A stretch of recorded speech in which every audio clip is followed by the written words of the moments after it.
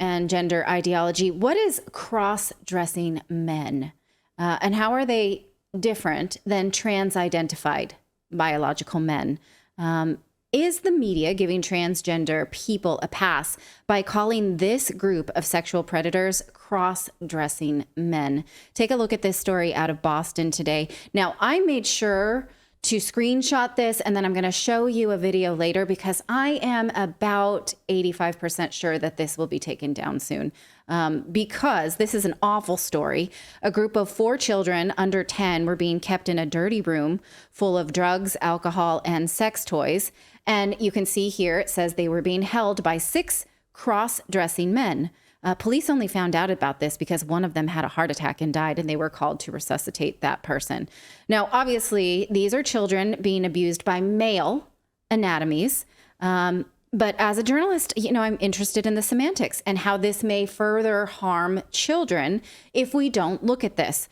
In the media, if the media had called these perpetrators trans women because they're men who presented as women, and that's sort of the way the media does now. If a trans person commits a crime, that's why we get these headlines of they assaulted with her penis, right?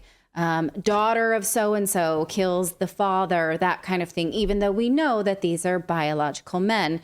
And even...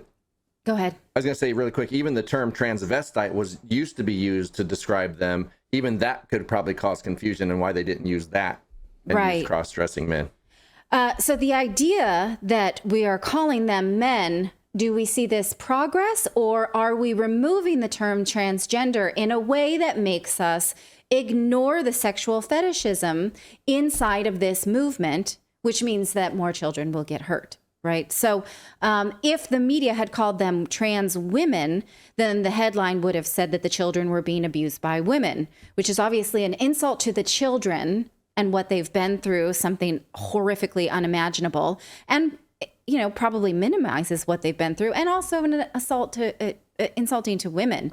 But also, this is a sidestep around transgenderism altogether. It allows us to put aside the idea that trans ideology got its start. It started as autogynephilia, which is how do you describe that? It's when a man loves the feminine aspects of himself and wants other people to see him as feminine, as a sexual fetish. In fact, a study done in Sweden in 2005 found that 2.8% of males experience sexual arousal in response to cross-dressing. So we are supposed to not question whether or not trans ideology can harm people, and now we have evidence that it can. Will we leave this one alone and say, oh, they weren't trans, they were cross-dressers? That's a different thing. Let's move aside. Or will we now be able to admit that many people leading this ideology are hijacking the movement for their own perverted gains? I think that would be a helpful thing to admit so that we are able to parse out who has gender ideology in a way that will harm nobody and who is using gender ideology to advance perversions. Right. So basically, as someone in the chat says, basically grown men abusing little children, and the media covers it up. Right. So we're deciding, who are we protecting here, right?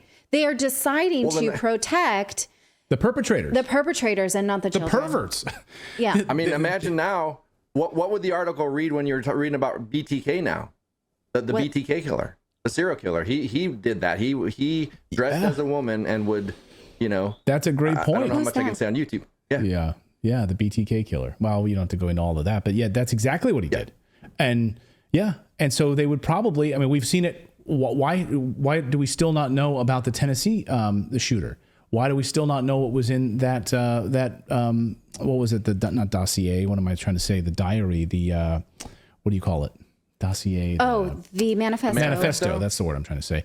We still don't know about that. They're protecting. There's a track record now of protecting these perpetrators. Yes.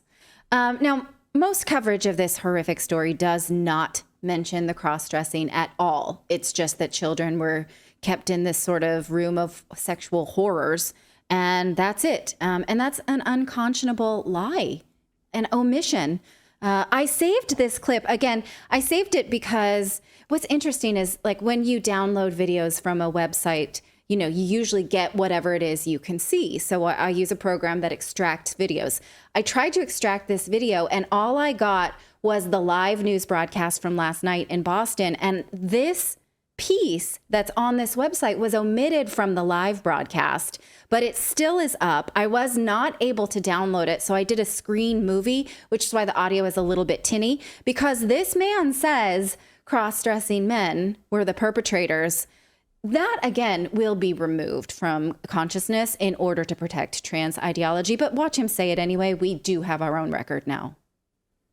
First responders were called here to these apartments on Saturday for an apparent cardiac arrest. When they got here, they discovered someone had died and also found that several people were hiding children in a back room.